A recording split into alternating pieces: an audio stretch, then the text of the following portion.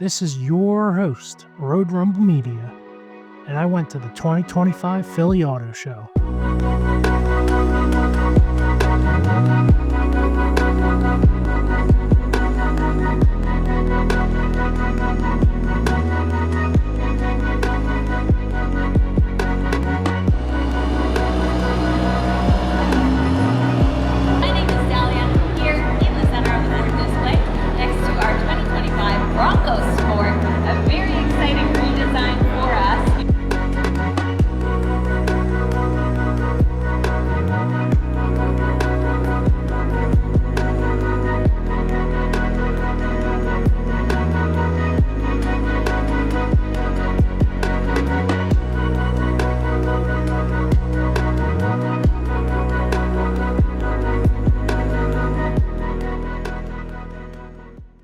This past weekend, I attended the Philly Auto Show on January 11th, which was the opening day of the event. I expected a larger crowd, but given the freezing cold temperatures and that we were there right when they opened, I'll give it a pass.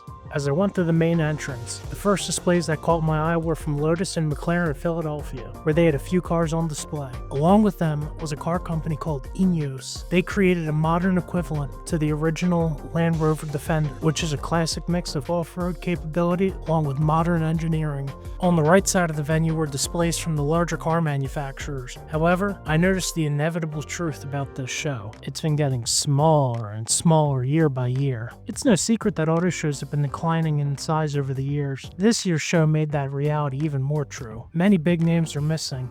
Only one out of the three main European brands showed up, and that was Volkswagen, no BMW or Mercedes. When I looked at the venue map, it was clear how much everything had moved around. About a third of the main floor was taken up by Custom Alley.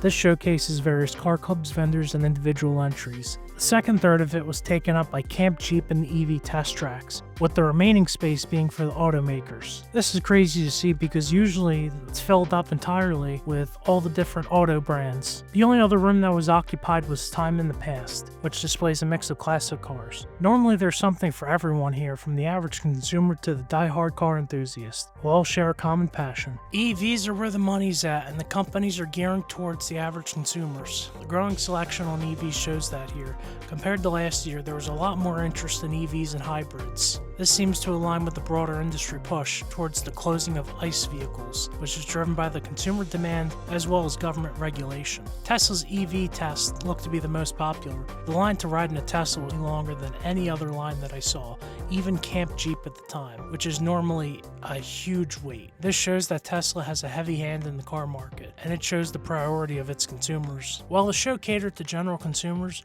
there were still a few interests for car enthusiasts. Some of these models on display was the Volkswagen GTI, the Subaru BRZ, the Ford Mustang GT, the Toyota GR Corolla, and the Nissan Z.